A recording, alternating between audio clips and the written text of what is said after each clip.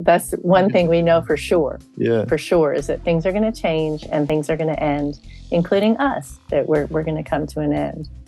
And in the Tibetan Buddhist way of looking at things, we dread this, of course, but that it's actually, going back to what you were just saying, it's really an opportunity. If we look at it in a certain way, it's an opportunity to find meaning or find deeper meaning or think about the things that matter to us.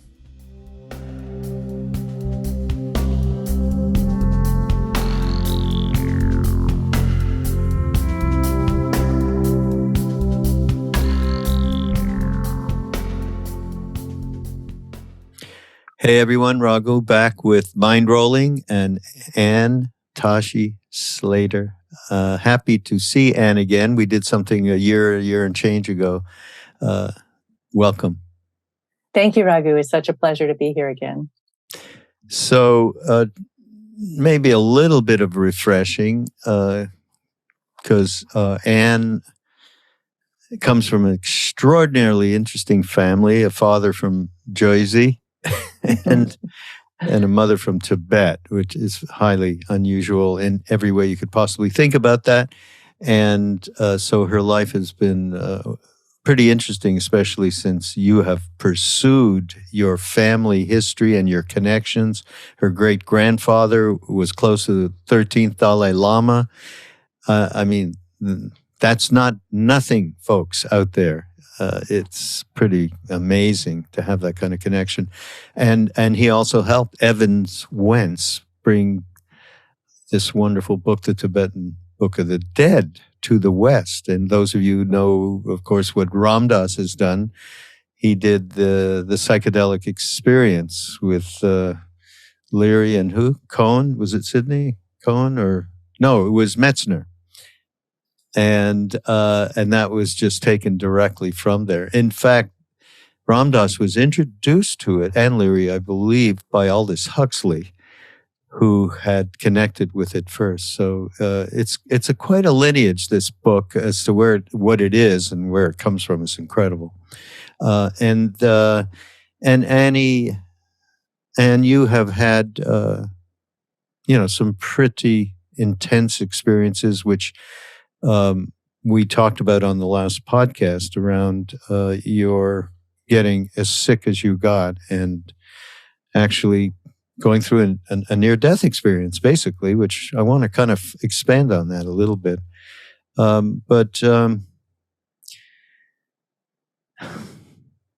we just talk about Bardo and what are we talking about in the most, in the plainest terms that we can get to? Please. Yes, which is sometimes challenging, the plainest terms for something that's quite complicated, right? Yeah, exactly. But essentially, Bardo means between state. And so it's some kind of liminal state. And in Tibetan Buddhism, Bardo is death to rebirth, for example. So when someone dies, and then the journey that they take to rebirth is a kind of Bardo, because it's a between state, between death and rebirth. Also, between birth and death is considered a Bardo, between sleeping and waking. Also, states of suspension. So, for example, if you have an accident, which is something we talked about last time with my great-grandfather when he got caught in an avalanche. Yeah, that's a really good example of a kind of Bardo. And then where something just, particularly in his case, where it just hit him out of nowhere, and he found himself in this state of limbo. And then also, as you mentioned, for example, illness. Another really great example of Bardo that we can all relate to would be the pandemic. And so the pandemic is really a state of suspension. That's a great example. Actually. It's a great example because our normal reality has been suspended. Totally. Yeah, absolutely. And then there's the people who think, well, we're way beyond that, Bardo, and then maybe the reality that we're not quite. That's a whole other Bardo, perhaps. So, I mean, ultimately, though, is not every moment to moment, is a Bardo change, basically.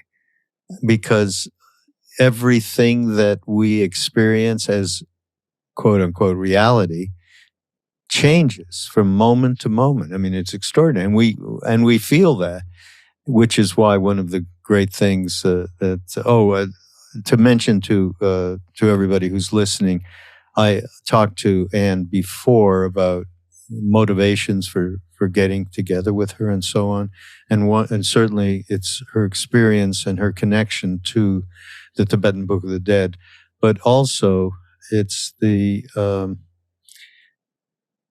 just the amazing commitment that people like you, Anne, have had to really forward for people this amazing, amazing document, which, absolutely can be so helpful. So we talked about Pema Chodron had written this book, which is, in fact, I've done a podcast with my co-podcast guy we don't do podcasts together anymore, but he and I talk about this stuff all the time. It's kind of like talking about it with you. It's having a friendly conversation. And we did around Pema's book, which we're going to tell everybody again, get that book. It's unbelievable. How we live is how we die. And this is something that you have talked about in different blogs that I've seen you do. By the way, is the memoir happening? I forgot about that. Yes, it's in progress, and I'll be. I hope that we'll be talking about it next year. Yeah. So memoir, about my background, about growing up Asian American, Tibetan American in the States, and then also about this connection to, as you're saying, to the Tibetan Book of the Dead, which is not something that, as if any of you heard our previous talk on when I spoke with you, Raghu, about growing up in California, for example, in the 1970s, and going to Grateful Dead concerts, and I never imagined that I would be spending so much time thinking about and engaging with the Tibetan Book of the Dead, and so it's also about that. What is I don't remember if we can repeat stuff too, because I don't remember if we talked about it last time, but what was that initial prompt for you to go back to go to Tibet, to go follow your great-grandfather's footsteps? What was that thing that suddenly changed? Well, the dead are cool, but maybe... a different kind of dead, right? Yeah. Well, you were on the right track. That's right. I was on the track. I just didn't realize that it was all part of that track. Yeah. God. That's a really great question. And I never would have imagined, and as I had mentioned it, my initial plan, I love France, and I'm a Francophile, and I studied French literature in college, and I was planning to go live in Paris and be a writer. And what happened is after college, something happened for me where I very unexpectedly felt lost. I just kind of lost my sense of forward motion that I had had for such a long time. And rather than going to France, I went to India. Wait, that's a big difference. Yeah, it was just this huge change. And it wasn't, I didn't give up my idea of going to France and living there and being a writer, but I really felt something pulling me towards Darjeeling and my Tibetan family there. And my grandfather had recently died, and my grandmother was widowed, and she was alone. And I thought, why don't I go there and spend some time with her and see if I can, because I had grown up Tibetan American, but it was a really, really different time from now. I can't think of one other Asian American kid in the school that I went to in junior high in California, in the Bay Area. And then in high school, as I think now, I can think of one. There was a girl who was Chinese American, but it just wasn't like it is now. And so I really grew up in ethnic isolation, and my mother very much wanted us to feel that we fit in, me and my siblings. And so we were not raised as Buddhists or with any knowledge, particularly of our Tibetan heritage. So entirely, in an entirely unexpected way for me, this just suddenly came rushing in for me after college, where I just felt like there was it's this like blank space on a map. That's what it felt like, is this area that I just, that was a part of me that I didn't understand. And for some reason, I just felt like I really needed to. Yeah. Talk about aligning with the karmic inevitability. That, I mean, to me, it just sounds like you got connected with your intuition a little bit and you trusted it. And that's got to come through this lineage that you have is so profoundly amazing. So, yeah, unbelievable. That's a big idea. And I talk about it in the essay that I wrote for AGNI about my illness when I got very ill and how that was a Bardo for me. And this idea of mind stream, which didn't mean anything to me then and wouldn't have. But this idea that somehow things do carry down to us in a way that we're not always conscious of. And so what was it that, pushed me forward to explore this? And what was it? So, and when I was very ill, suddenly this story that my grandmother had told me about my great-grandfather getting caught in an avalanche and how he had survived this Bardo that he found himself in came back to me when I was in the hospital, because and I had not thought of it for years, and it was just remarkable to me. And again, I think that's this idea of family mind stream, where things, and this loops back to the Tibetan Book of the Dead, where the idea, when this was composed in the 8th century, the idea was that it would be for the benefit of future generations, and that it would come to them when they most needed it. And I really felt that when I was ill that was in 2010 here in Tokyo, where I had not thought about this for a long time, about my great-grandfather and how he had survived this avalanche, basically by not, accepting what had happened to him, but not giving up. And so, and he had basically acknowledged how dire his situation was, that he had been buried in the snow while he was riding down from Tibet one day to India. And he and his pony and a lot of the men were buried, and he survived because he somehow got his hand up through the snow and he was holding his prayer beads. Yeah. And the men who were searching for the men under the snow saw him. And so this story came back to me and really helped me to hold on to hope in a time that was very dire for me, and it wasn't clear whether I was going to make it or not. So this idea of mind stream also really struck me then, as I thought, that this, you do have these stories. They have stories, you have a whole line of things in your family, and also, let's say, in the collective, not just in one's own immediate family, but in a more collective way, that do come down. And so I think that, going back to your point, after college, in some way, that's what happened for me. So we had not been raised, as I said, in any way with any of this, but somehow it came to the surface for me. And I felt like I needed to go to India and learn more about my Tibetan side. Yeah, it's very inspiring, though. And I mean, really, to be able to objectively look at the reality of what's coming through from your great-grandfather, particularly, and of course your grandmothers and your great-grandmother. But it's inspiring that this is all real, everybody.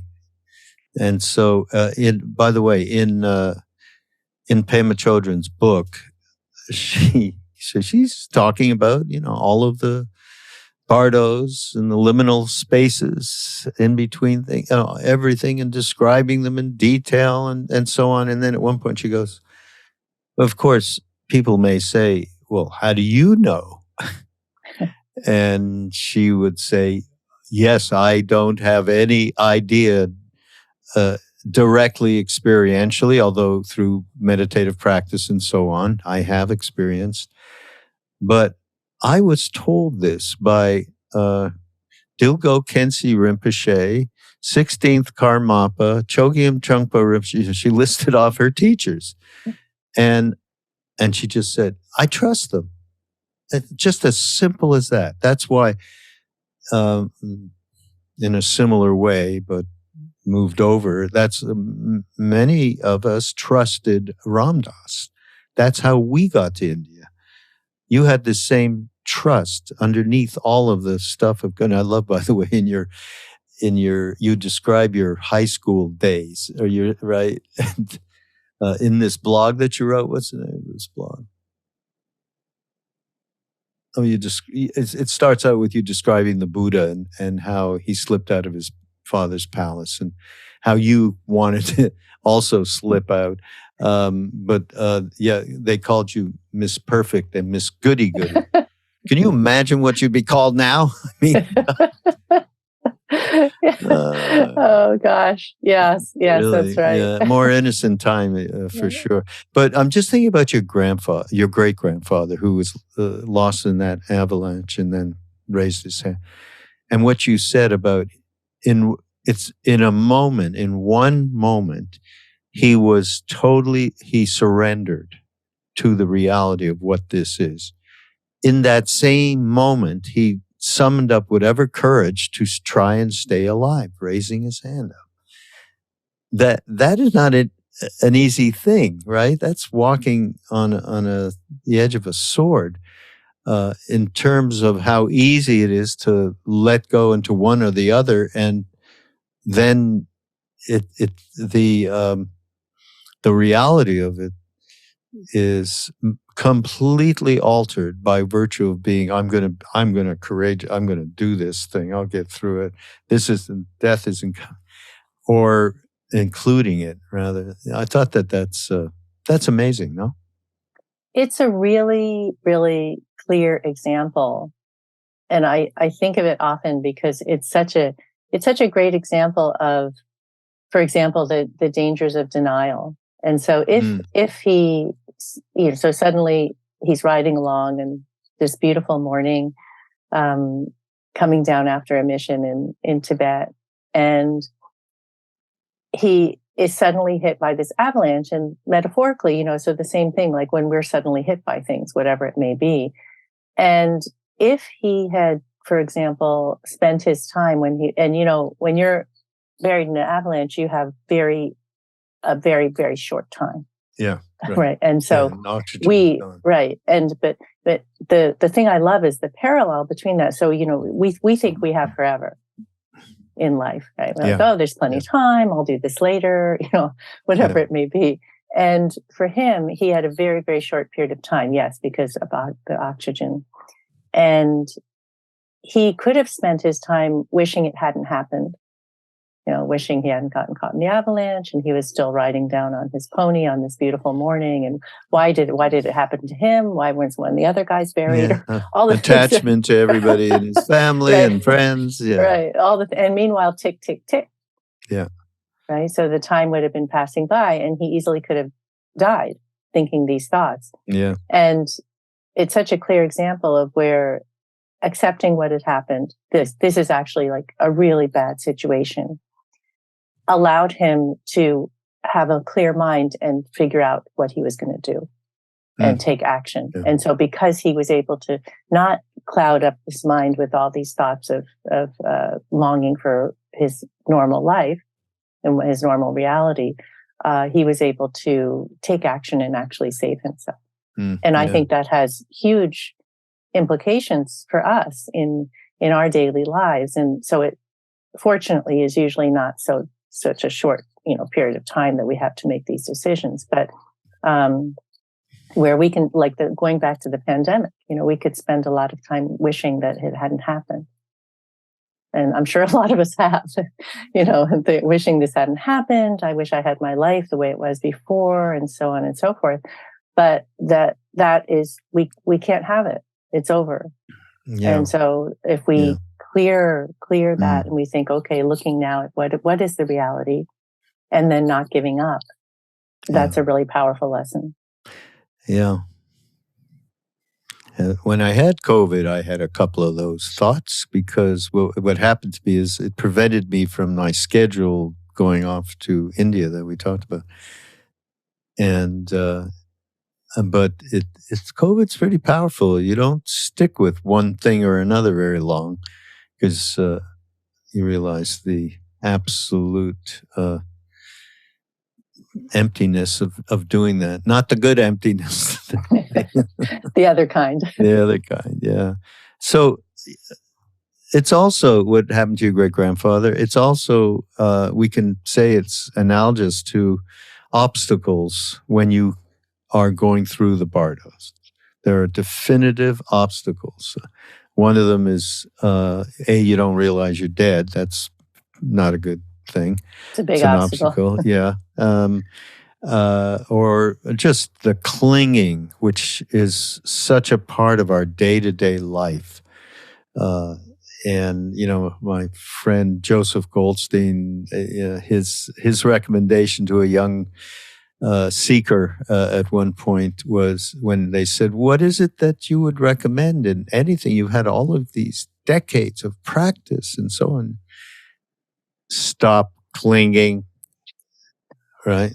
And that is a tremendous obstacle in that transition. It really helps to have a guru there, by the way, I would imagine. I've heard, for instance, the 16th Karmapa, somebody who was there, wasn't a hearsay thing, said, when my students are passing, I will be there to help them across the initial Bardo. He said that. So I'm thinking, wow, okay. Everybody, latch on there. But looking backwards, that would seem to me, we're talking obviously the major clinging that goes on because of your attachment to your family, to your children, to your friends, to objects, pets. It's pretty overwhelming. And but even just looking backwards in that moment, what is the recipe here to have the kind of awareness that it would take to not fall there for too long? It's a great question. And the first thing I would say is that in the Tibetan Book of the Dead, the first part is very much about encouraging the dead person to face the fact that they have died. Right. And interestingly, the Tibetan Book of the Dead is for the dead and the living, which at first I couldn't really get my head around. What does this mean? And how can this book be for the dead and the living, or intended for the dead and the living? Since Sogyal Rinpoche did that book, the Tibetan Book of Living and Dying. That's right. I guess that was exactly, I don't know if he's appropriate or anything anymore, everybody out there. That book is phenomenal. That's all I know. Okay. And so that's a gift. It's all complex. Everything isn't one or the other. That's some of the problem of our lives, making it a little too black and white. But in one case, it was pretty black and white. And in the case of this book, it's a whole other thing. Anyhow, so go ahead. I'm sorry, I diverged. And the Tibetan Book of the Dead, it says, so for example, that the dead person, and my grandmother used to say this as well, is that they hover around. She always used to hover. That's the word she used, right? Yeah. So I love this, like hovering, hovering around the altar room after they die, and they see all their relatives and friends looking sad, and they see their body there, and they're like, what the? What is going on? What's going on here? I'm over here, guys. There's no reason to cry. Everything's okay. And they can't hear you, of course. And so the idea in the Tibetan Book of the Dead is it takes up to 4 days to realize that, in fact, you've died. And so when my grandmother died, her body was laid out in the altar room in our home in Darjeeling. And the lamas come and they read from the Tibetan Book of the Dead. And some of what they're saying is, you're dead. You're dead. It's time to go. It's time to move forward. And so the point that you so aptly make about clinging, stop clinging, is that, of course, we don't want to let go. We don't want to let go of all the people we love and the things we love and the life that we had. And it's really scary. And the big point here, one of the big points to my mind is that's very powerful, is that whether or not you want to face it, it exists. Right. And so you can, whatever it may be. And so it may be, okay, death, like actual death. And whether or not one believes that, in that the dead person is there and is around to notice that they're dead or not dead or whatever one may think. And what that consciousness is, etc. Yeah. That aside, if we think of it in terms of our day-to-day lives, it's also really powerful because there are periods. So, for one example that always comes to mind for me is a marriage. And so, let's say you're in a marriage that is basically over, but you're still in it, and you're not willing to face the fact that your marriage is, let's say, dead, or and so you cling on to it, and what you're clinging on to, you're like, oh no, I can't leave my partner, or I can't leave this marriage, or but what you're clinging on to actually doesn't really exist anyway. You're clinging on to an idea maybe of what you had with this person, and so or it could be the job that has, for example, grown meaningless for you, right? Or is no longer in alignment with what you care about and what matters to you, but you're still in it. Right. And those would be day-to-day examples of where it's hard. It's a challenge. It's a challenge to go, oh, actually, you know what? This is the reality of this situation. This is the reality of my marriage. This is the reality of my job. And, but going back to my grandfather in the snow, if you face it, then you can decide, okay, I'm going to do this or I'm going to do that. And ironically, by not doing that, we work against our own happiness, because it doesn't make us happy, but we still cling. And so that's the whole piece about, facing it, letting go, but not giving up. Yeah. Yeah. That seems to be the theme here that we're on, because the reality is that we do shy away from challenges. We do shy away from discomfort. That's one of the good things about going to India, as you know. It is horribly uncomfortable. There's no way to be. Yeah, in Delhi you can go to a 5-star hotel. Yeah, okay, but you ain't going to stay there. Right now, people are like dying in the streets from the air in Delhi. I mean, it's really horrible in northern India right now. But yeah, we shy away from that. I mean, that is one thing, in terms of, I know what you talk about all the time, what Pema talked about in this book. Absolutely. The way we live is the way we die. So if we're shying away, I'm speaking to myself here. I love a couch and a Netflix film, as one of my Zen friends calls, there's a lot of great junk pleasure up there on Netflix and so on. But I really do see the reality of not being able to face challenges and discomfort, basically. Or not even put it that way. Be wont to go in a different direction that is comfortable and is maybe part of the habitual patterns that you've been in your life and the neurotic tendencies. It's tough addressing that. I mean, and if that gets addressed, boy, that really does give you a vantage when you are going to leave and when the mystery takes its place there, right? It really does. And it might be if we're facing our own death, or it might be, as I was saying, situations that we have in our day-to-day lives. Another one that really strikes me is aging, or aging parents. And I've been going through this with my own parents, and one of the really fascinating things about it is it's both of our both of us are denying.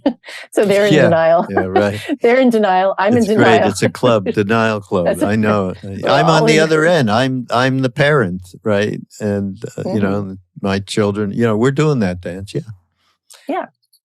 Yeah. And so this thing with parents and facing the possible or the definite. I mean, obviously, at some point we're going to lose them, and facing that and letting go of that and really acknowledging it. And I realized that, or when people I know have died, like the people who I love, and I remember an uncle of mine who died very quickly of pancreatic cancer, and we just had the most difficult time letting go, meaning of not saying, oh, what about this? Or let's try that, or let's call this specialist, or and the doctors were telling us to let go. They said, let him go to hospice, let him die in a, but not here in the hospital. You know, this is not the best place for him, and there's nothing more we can do for him. Yeah.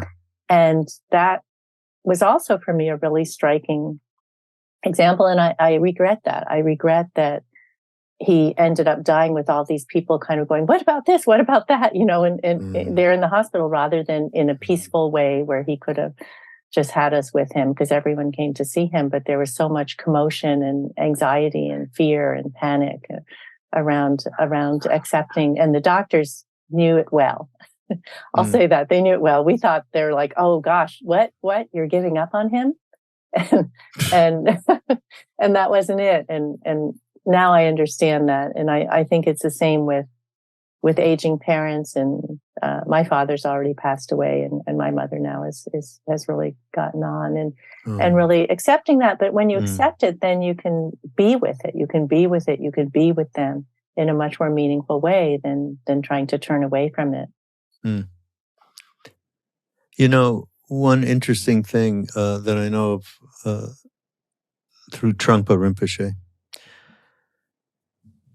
he was asked, what do you do when you die? You know, and stay in expanded spacious awareness is obviously not obviously, but it is one of his first recommendations. But the thing that interested me that he has said is, if you find you're in fear as you're passing, do what's called Tonglen, what's part of a Tibetan Buddhist practice, giving and receiving.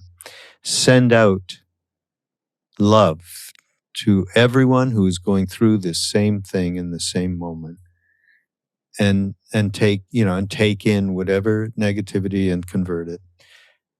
And I thought, wow, I mean, if one could do something like that and remember to do that in the moment, or could be reminded by somebody who is there with them helping. And then if you take a look at that and you transfer it to now, nothing to do with, you're not going through the Bardo of death right now, but you are going through a Bardo. And that Bardo of fear, in this case, that is a common practice that's given by most Tibetan teachers in this particular lineage, is Tonglen. And how effective is it so, you know, the way in which we are living is the way in which we are dying.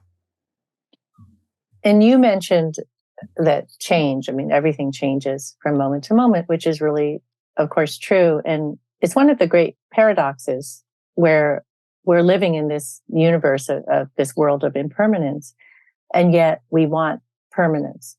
We want things to last. We want things to last forever. And in the Tibetan Buddhist way of looking at things, and of course, that, you know, things are going to change. I mean, that's the one thing we actually can hold on to. Which is interesting because it's the biggest fear we've got. Right. So that's one thing we know for sure. Yeah. For sure, is that things are going to change and things are going to end, including us, that we're going to come to an end. And in the Tibetan Buddhist way of looking at things, we dread this, of course, but that it's actually going back to what you were just saying, it's really an opportunity.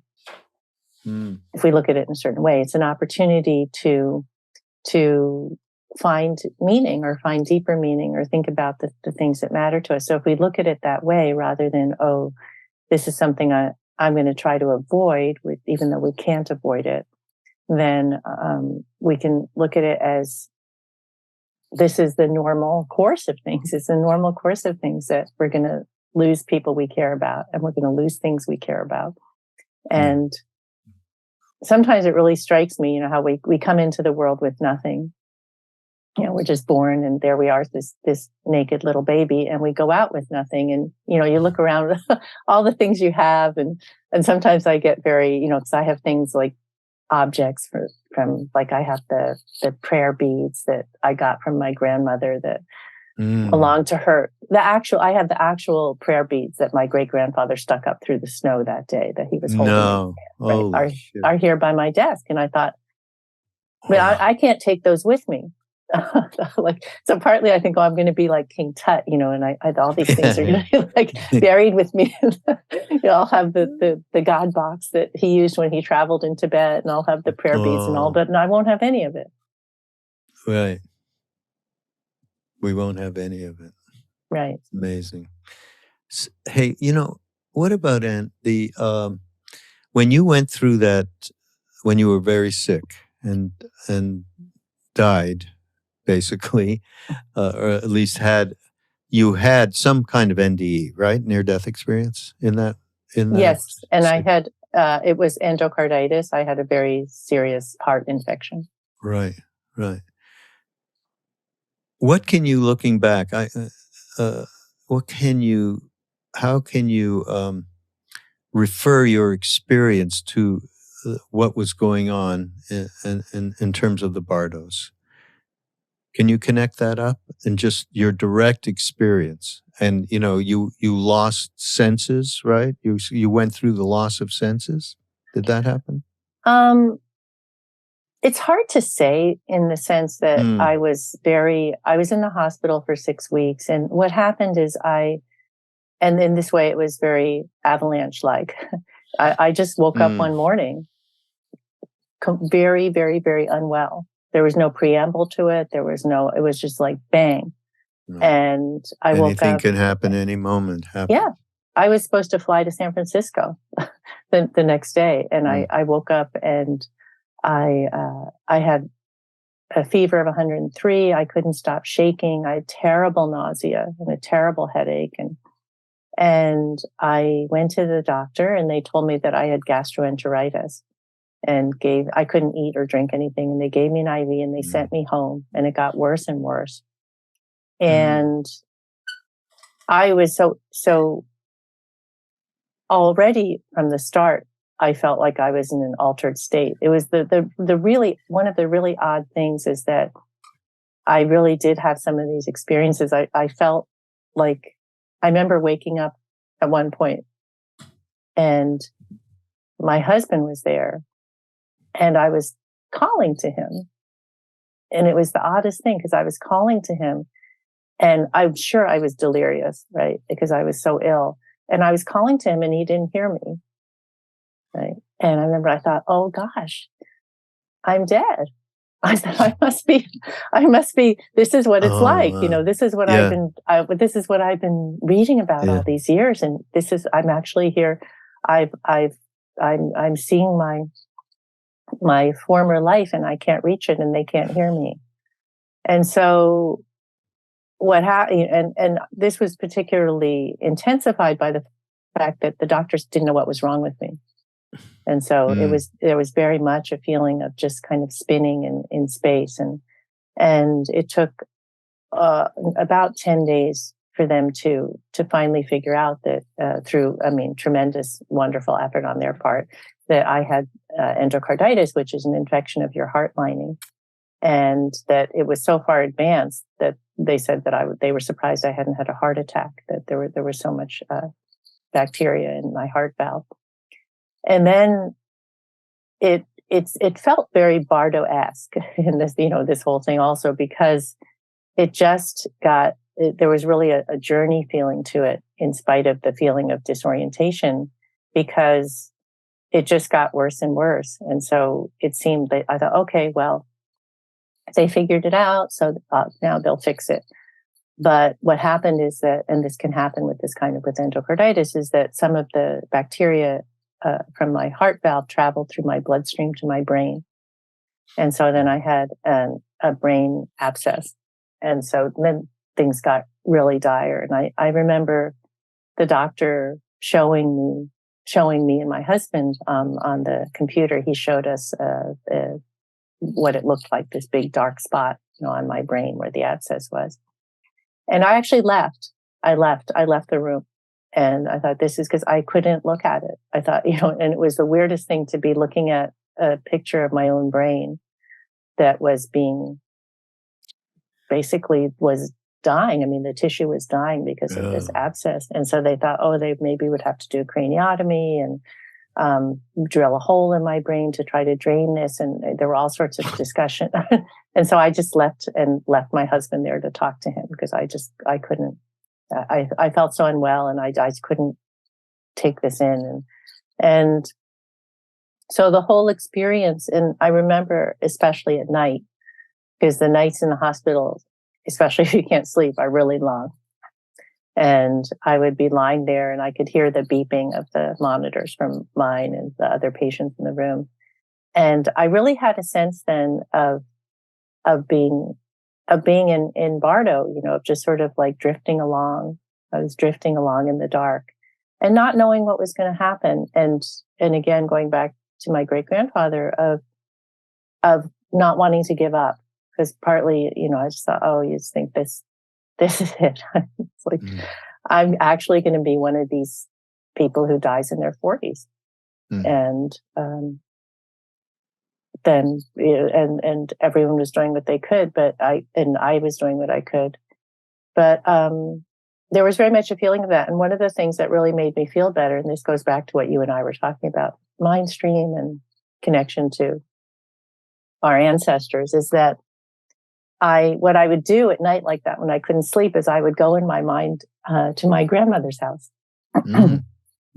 I would go to her house in Darjeeling, where I had spent so much time, and I would go through the house and I'd go into the altar room and I would sit there and I would look at Guru Rinpoche. And Guru Rinpoche is Padmasambhava, who is said to be the author of the Tibetan Book of the Dead. And my grandmother and great-grandfather were very devout Buddhists and always prayed to him. And then the Buddha was there on the altar as well. So I would just, in my mind or in my heart, sit there in the altar room when I was actually in this, like, near death in this hospital in Tokyo. And it made me, it really gave me a lot of encouragement to do that. And so it was a way, so I really had a sense of that I was traveling through the Bardo. And one of the things that I mentioned in the essay I wrote about it that seemed very relevant is when my husband and I were younger, we used to dive. And so we did a lot of diving around the world. And we went once to Fiji and we did what's called a drift dive. And in drift dive, you hold on to a rope and you hold on to the rope until you get under the current, the strong part of the current, and then you let go and you can drift along next to a coral wall and all. It's very pretty. But we let go too soon. And so we were swept away in this current, and it was completely terrifying because I could see him, but we were like lost in space. We couldn't see the surface of the water and we couldn't see the bottom. And we were just spinning in the blue together. And that's what it felt like. That's what it felt like, is just spinning in the blue or spinning in Bardo. And this idea that somehow I just like kind of hold on to hope that somehow this was going to work out. How about holding on to Guru Rinpoche? Right. And that's ultimately that's why they are there for us. Whatever, if you guru, everybody, everyone's a guru today. So it's hard to say these words, but I do believe very much so. I have it in my life that that there is just call it a guiding force who really cares. And ultimately, as Ramana Maharshi said, God, Guru, and Self are one and the same. We don't know that, so we act in a separate way, and the universe acts in a way that allows for us to realize that we can let go, that there is a force, and whatever you want to call it, we are taken care of. We absolutely are taken care of. And I think that your case here is obvious. Your ability to sit in a hospital room in that kind of shape, to allow your mind to go to Guru Rinpoche, to go to your grandmother's puja room and sit in it like that. I mean, that to me is no more or less than complete trust and faith in that guide, period. Yeah, and it would be, I mean, for me, it was, as I say, I was not raised Buddhist, and I didn't have the religious connection in that sense, but I very much, my grandmother by then had already passed away. She died in 2004. But I think about her all the time. And she was very, very, very tough. And very, very tough. That's right. Yeah. You could just like stay out of her way. And, wow. But I know what she would have thought if she had known that I was ill. And I know that she also was, somebody who never gave up and who was very much, when I was there with her, I used to go with her into the altar room. In the morning, she did the morning prayers, and then in the evening, she did her evening prayers. And it wasn't, for her, of course, it was more, her Buddhist faith, right? And for me, it was very much a connection to her and to our ancestors and to the lineage in the way that you and I have been talking about it. And that, to go back to the Tibetan Book of the Dead, which, as we were saying, my great-grandfather helped to bring to the West in English translation. The Tibetan Book of the Dead, in that sense, you can read it, and it's quite difficult to read. It's quite dense, and there's a lot of stuff in there that is hard to, may be hard to follow. I certainly found it to be. But the core truth of it, it's not like, do you believe or do you not believe? That would be like saying, do you believe that reality exists, or that? Because the core truth of it that I find very moving is that it's basically accept, as I said before, to accept reality and to hold on to hope. And those are things that the human brain, we seem to be conditioned to try to turn away from reality. And we don't want to do that. And so that is the great genius of that. And in connecting to Guru Rinpoche, for example, seeing, and I can still see it even as you and I are talking now, I see just what that image looks like on her altar. Mm-hmm. And connecting to that is connecting to her, to my great-grandfather, to my great-grandfather's relationship with the Dalai Lama, to his relationship to the Tibetan Book of the Dead, and to his own tremendous fortitude that he had in his life, and that really gave me and also gives me hope. Mind stream. Absolutely.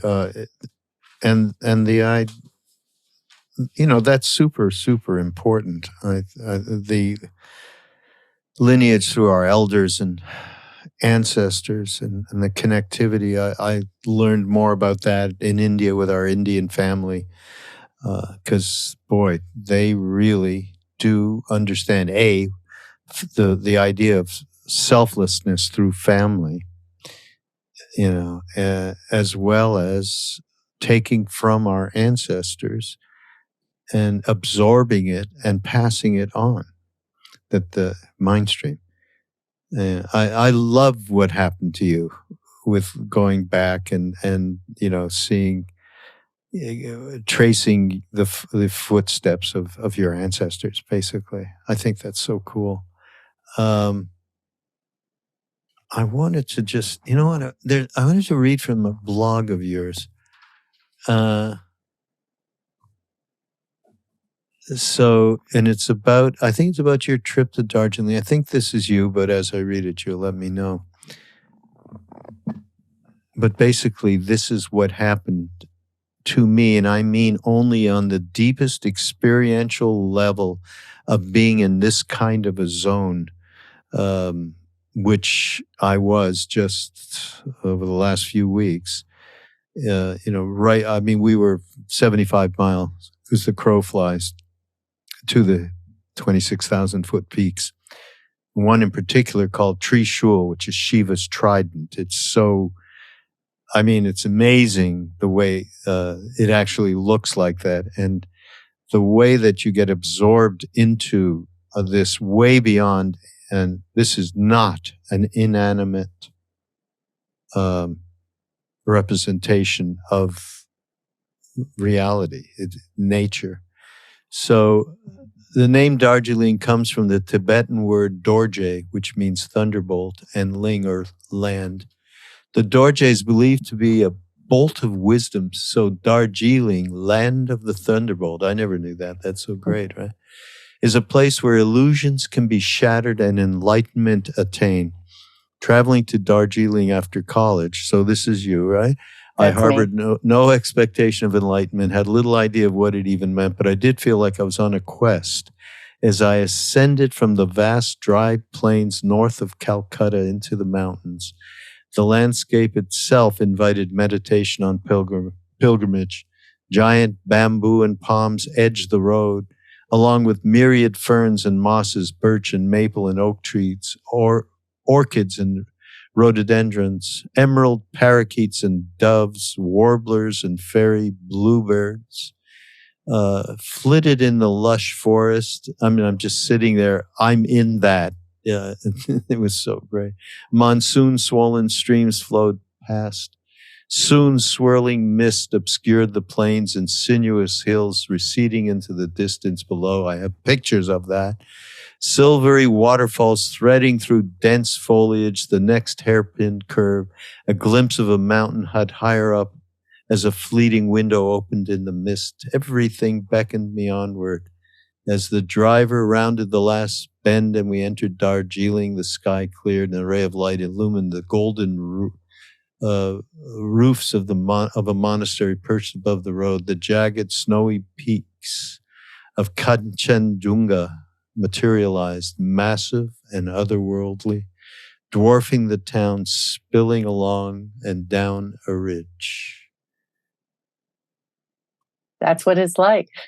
Yeah, that's what it's like.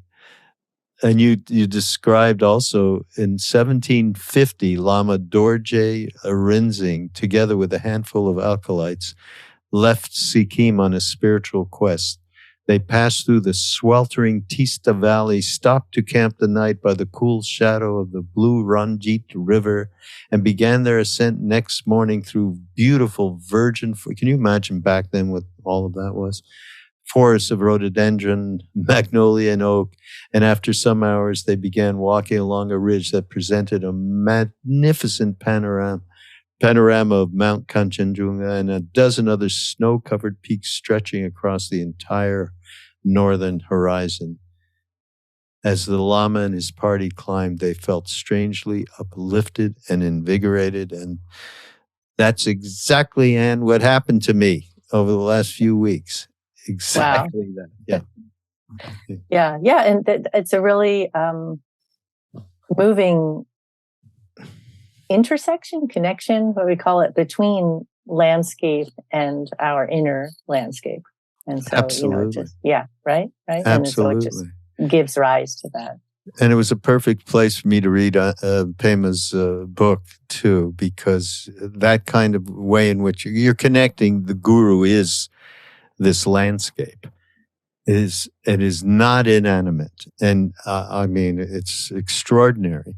And so it really lends itself to allowing some of what we think we know some of those patterns that we use to protect ourselves from discomfort or challenges or whatever, as we discussed before. So, yeah. That's a really great point. It's a really great point. And it's another aspect of the Tibetan Book of the Dead, of the teachings, the Bardo teachings and other teachings that, according to legend, that Guru Rinpoche hid in Tibet in the 8th century and to be discovered later. And the idea is that, so he hid them in caves and he hid them in trees and lakes and in the mind and in dreams. Termas, right? They call it. Termas, exactly. And that they are there to be discovered if you have the right perspective. And that speaks to what you're saying now, is so these things that you think you don't know, but you actually do know, or that somewhere in your, let's say in the geography of your mind, it's there, and it's a matter of either of bringing it forth or being in that kind of environment, literally or metaphorically, where you will uncover these things. Yeah, perspective is so important. I mean, that we see things from our stories, which are projections of our thoughts and so on. And the minute that we allow for some space to happen through meditation practice or other practices, and we can have a vantage point that doesn't have all that judging and separation and polarization going, it's amazing how then I think we can face the daily Bardo a lot better, as well as the Bardo of death. So, yeah, great to have that mind stream, and great to have you here to share that mind stream with us. I really appreciate it. It's been such a pleasure, Raghu. Thank you very much. I love talking about these things with you, and it's really been it's been fascinating and inspiring. Yeah, absolutely, absolutely. And we're going to share all this, and we'll get people to share some of your blogs and other things, and look forward to the memoir that's coming out, which we'll speak to when it does. And yes, and I actually, another book that I'm working on now is about very much about this. It's about Bardo. It's about the art of living in an impermanent world. And so how it's related to Bardo in the larger sense in which we've been talking about it. Right. And how do we live? And that is coming? That I'm working on now. That's my latest. That's your project. My new project. Yes. Yes. Well, that's a worthy one. That's fabulous, Anne. Right. Yeah. And I'm really, really happy to have you here. And everybody, you'll go to the show notes. You get all the links and so on, so you can hook up with Anne's work. And again, so happy to have you here. This is Mindrolling on Be Here Now Network. Go to BeHereNowNetwork.com and take advantage of all the wonderful, some of them, like Joseph Goldstein, we've talked about here, wonderful podcasts. And we'll see you next week. Bye-bye.